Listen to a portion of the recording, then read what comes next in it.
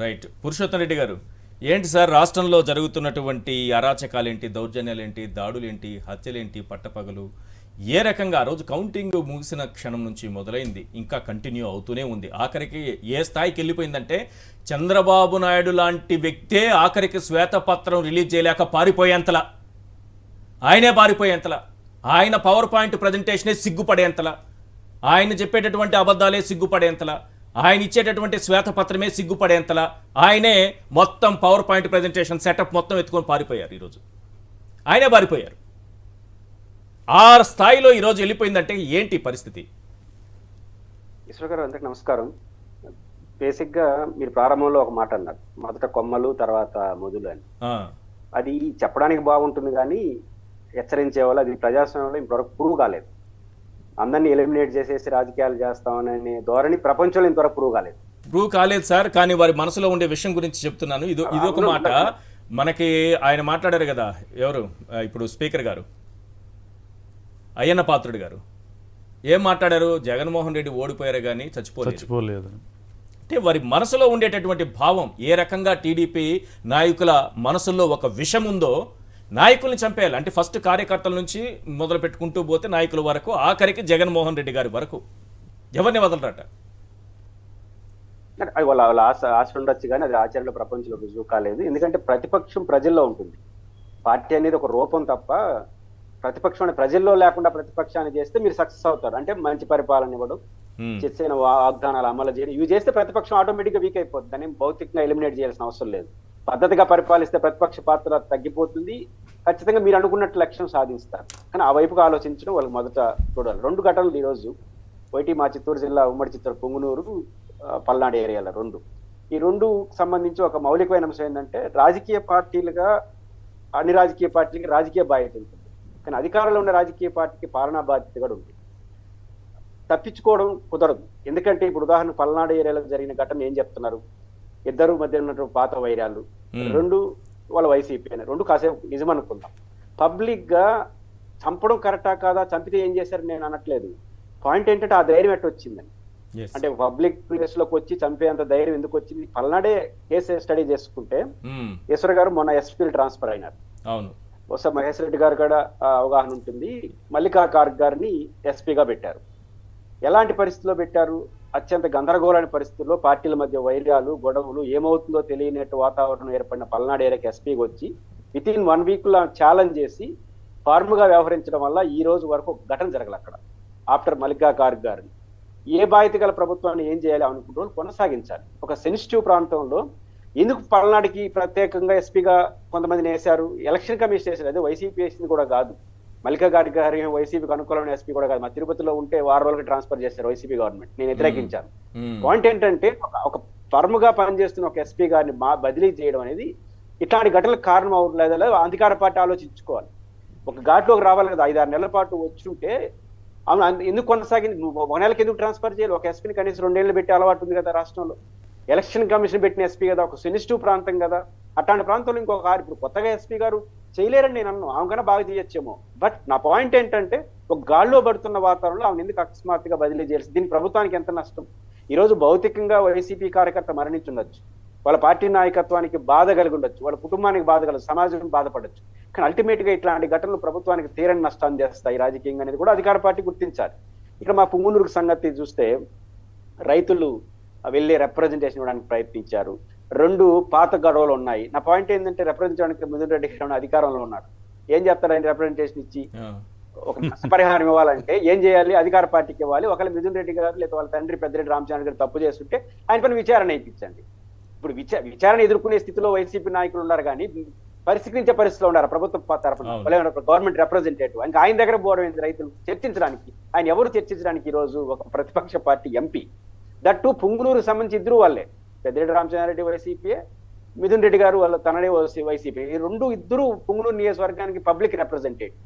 కానీ ఆ నియోజకవర్గానికి 1 నెల తర్వాత పోతే ఇట్లాంటి ఘటనలు జరగడం ఖచ్చితంగా అధికార పార్టీకి కొన్ని ప్రశ్నలు లేవనెత్తుంది. ఇక్కడ అధికార పార్టీ ఆ విషయాల్లో ఒక దశ వరకు బాగుంటుంది. ఇప్పుడు జగన్మోహన్ రెడ్డి గారు పిల్లల రామకృష్ణారెడ్డి గారికి పరామర్శించినప్పుడు ఒక మాట అన్నాడు, ఒక హెచ్చరిక చేస్తూ, మళ్ళీ మేము కూడా ఇట్లా తిరగబడాల్సి వస్తుంది.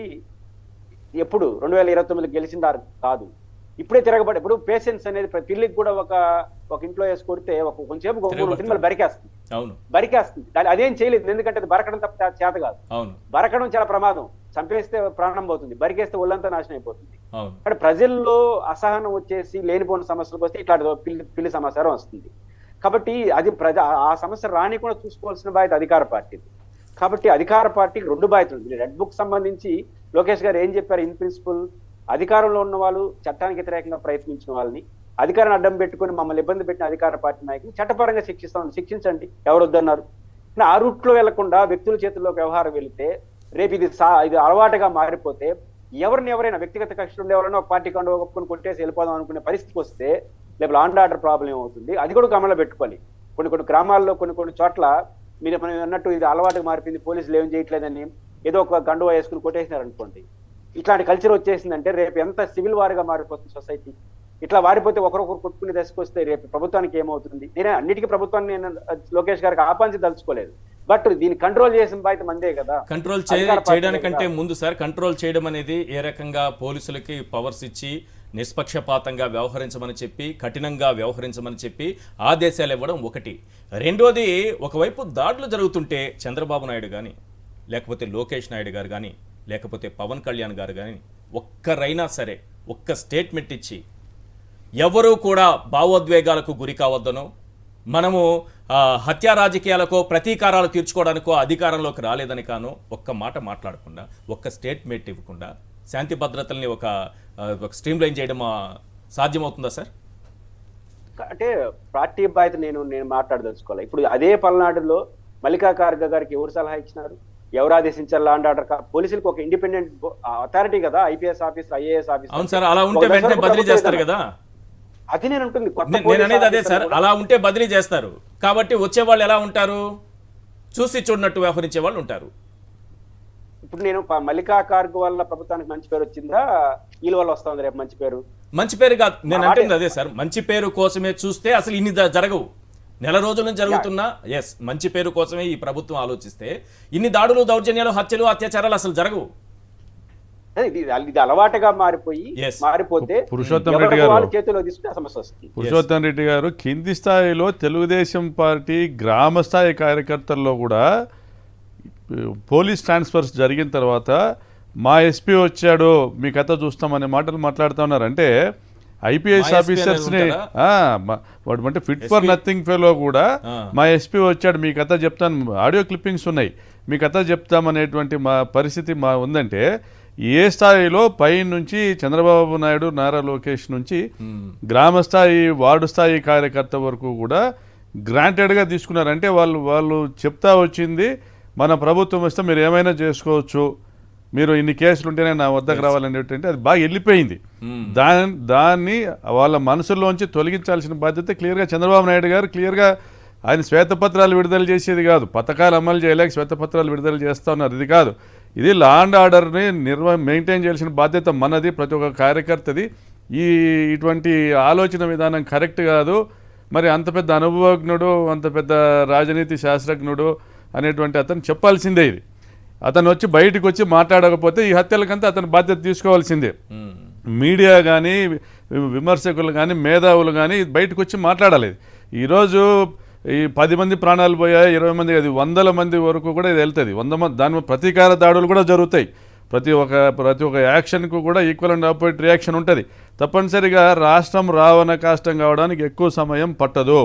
చంద్రబాబు నాయుడు నోరిప్పాలా, చంద్రబాబు నాయుడు నోరిప్పకపోతే మీడియా ప్రశ్నించాలా, మీడియాకు ప్రశ్నించేటువంటి పరిస్థితి ఉండాలా, పోలీసులు కూడా తిరగబడాలా. ఈరోజు ఒక కానిస్టేబుల్ని గూడూరులో కింద పడేసి కొట్టినారు ఈరోజు ట్రాఫిక్ కానిస్టేబుల్ని. మరి నిన్న ఒక కానిస్టేబుల్, ఒక పోలీసులు డ్యూటీ చేస్తూ ఉంటే డ్రంక్ అండ్ డ్రైవ్, మేము అచ్చెన్నాయుడు గారి తాలూకా, నువ్వెవరు మమ్మల్ని ఆపుతున్నావు అని అంటారు. మీరు కేసు కడతామంటే మా హోమ్ మినిస్టర్ కూడా అయితేనేమి ఎవరైతేనేమో ఏదో మాట్లాడి, హోమ్ మినిస్టర్ కూడా మా చెన్నాయుడు చెప్పినట్లు వినాలా అని మాట్లాడుతుంటే, తాగి మాట్లాడేటువంటి ప్రతి ఒక్క విధవ కూడా వాళ్ళ మంత్రి పేరో వాళ్ళ ఎమ్మెల్యే పేరో చెప్తా ఉన్నాడంటే పోలీసులకు రక్షణ ఎక్కడుంది?